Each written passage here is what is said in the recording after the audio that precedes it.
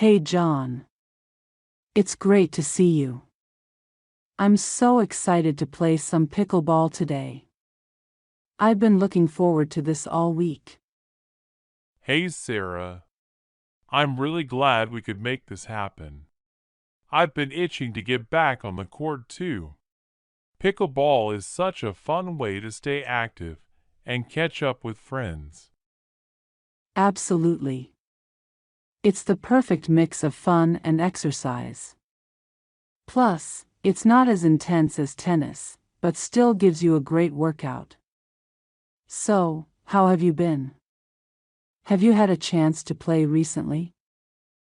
I've been good, thanks. I actually got to play a couple of games last weekend with some coworkers. It was a blast, but I realized I still have a lot to learn. I'm hoping to pick up some tips from you today. You're way better than I am. Oh, come on, John. You're pretty good yourself. But I'd be happy to share whatever I know. I've been playing regularly with a local group, and it's amazing how much you can improve just by playing more often. I feel like I'm finally starting to get the hang of the different shots and strategies. That's awesome. I think the more you play, the more you understand the nuances of the game. Speaking of which, I've been trying to work on my serve. It's such an important part of the game, but I feel like I'm not consistent enough. Do you have any tips? The serve is definitely key in pickleball. A good serve can really set the tone for the point. One thing I've learned is to focus on getting a smooth, controlled motion. It's not about power. It's more about placement and consistency. Try to aim for deep serves that land near the baseline. That puts your opponent on the defensive right from the start. That makes sense. I tend to overthink my serve and end up either hitting it too hard or too soft. I guess I need to focus more on just getting it in consistently before I worry about power. Exactly. Once you get the consistency down, you can start experimenting with different types of serves. For example, I like to mix it up between a deep serve and a softer, angled serve. It keeps the opponent guessing and can sometimes force an error. I've noticed that you're really good at placing your serves. I'll definitely try to work on that. How about returns? I've been having trouble returning deep serves, especially when they come at me fast. Returning deep serves can be tricky, but it's all about positioning and timing. Try to get in position early and stay low. It helps to keep your paddle up and be ready to react quickly. You can also try to take the ball early, before it bounces too high. That way, you can redirect it back deep into your opponent's court. I see. So it's more about controlling the return rather than trying to hit it hard. I'll definitely give that a try. What about when you're at the net? I always feel a bit vulnerable up there, especially when my opponent starts hitting hard shots at me. The net can be intimidating, but it's actually one of the best places to be in pickleball. You can control the game better when you're up at the net. The key is to stay alert and keep your paddle up in front of you. If you're expecting a hard shot, try to soften your grip on the paddle a bit. That way, you can absorb the impact and keep the ball in play. Also, don't be afraid to move around and adjust your position based on where the ball is coming from. That's great advice. I think I've been gripping the paddle too tightly, which makes it harder to control the ball when it comes at me fast. I'll work on staying relaxed and keeping my paddle ready. Exactly. And remember, pickleball is all about strategy. Sometimes, a soft, well-placed shot is more effective than a hard one. If you're at the net, you can try to place the ball just out of your opponent's reach, rather than trying to overpower them. That's a good point. I've noticed that when I play against more experienced players, they don't always hit the ball hard. Instead, they focus on placement and making me run all over the court. Right. It's called the soft game, and it's a huge part of pickleball strategy. Dinks and drop shots are especially effective when you're up at the net. They force your opponent to move forward and often result in them making a mistake. I've heard a lot about dinks, but I'm still not very confident with them. I tend to either hit them too high or not get them over the net at all. Dinking definitely takes some practice, but once you get the hang of it, it becomes a powerful tool. The key is to use a gentle, controlled touch. Keep your paddle angled slightly upward and try to just lift the ball over the net. You don't need much power at all, just enough to get the ball over and make it difficult for your opponent to attack. I'll definitely practice that more. It sounds like dinking is a skill that can really make a difference in tight games. It absolutely can. And once you're comfortable with dinking, you can start to mix it up with faster shots to keep your opponent off balance. It's all about varying your shots and keeping your opponent guessing. I love that there's so much strategy involved in pickleball. It's not just about who can hit the ball the hardest. Exactly. That's one of the reasons I love the game so much. There's a lot of thinking involved, and every point is different. It's almost like a game of chess in that way. You're always trying to anticipate your opponent's next move.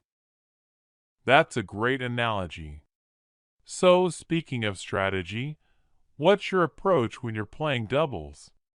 I've mostly played singles, but I've heard that doubles requires a completely different strategy. Doubles is definitely different, but it's also a lot of fun.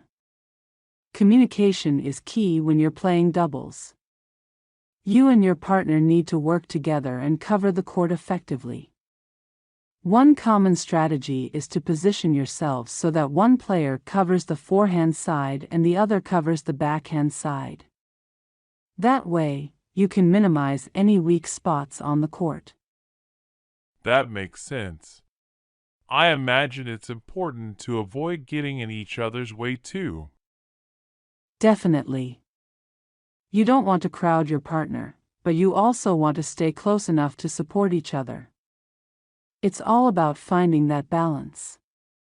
Another important thing in doubles is to focus on keeping the ball low. Low shots are harder for your opponents to attack, especially if they're at the net. I've noticed that when I play doubles, the points tend to last longer, probably because there are more players covering the court. Exactly. Doubles is usually more about placement and patience. You want to work together with your partner to outmaneuver your opponents and force them into making a mistake. It's less about power and more about control. I'll have to give doubles a try more often. It sounds like a lot of fun and a good way to improve my overall game. It's definitely worth trying. Plus, it's a great way to socialize and meet new people. There's something really satisfying about playing a well-coordinated doubles game. For sure. By the way, do you have any recommendations for pickleball paddles?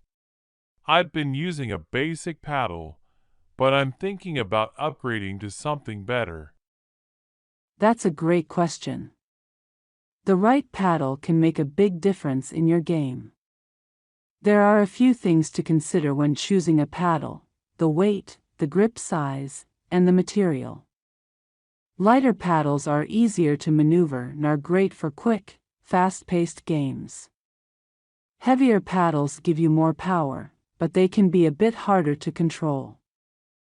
I think I'd prefer something in the middle light enough to be quick, but with enough weight to still have some power behind my shots.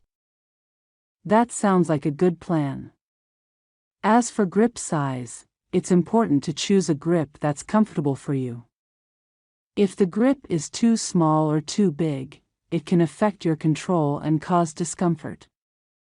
It's worth trying out a few different paddles to see what feels best in your hand.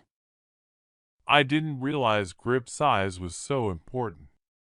I'll definitely pay more attention to that when I'm shopping for a new paddle. It really does make a difference, especially over the course of a long game. And as for materials, most paddles are made from either composite, graphite, or wood. Composite and graphite paddles are the most popular because they're lightweight and durable. Wood paddles are heavier and less expensive, but they're not as commonly used in competitive play. I've heard a lot about composite paddles. I think I'll look into getting one of those. Do you have a brand you recommend? There are a lot of great brands out there, but Selkirk, Paddletech, and Onyx are some of the most popular ones. They make high-quality paddles that are well-balanced and durable. I've been using a Selkirk paddle for a while now, and I really like it. Thanks for the recommendation. I'll definitely check those out. I'm excited to see how a new paddle might improve my game. I'm sure it will. It's amazing how much of a difference the right equipment can make. And speaking of equipment, don't forget about shoes.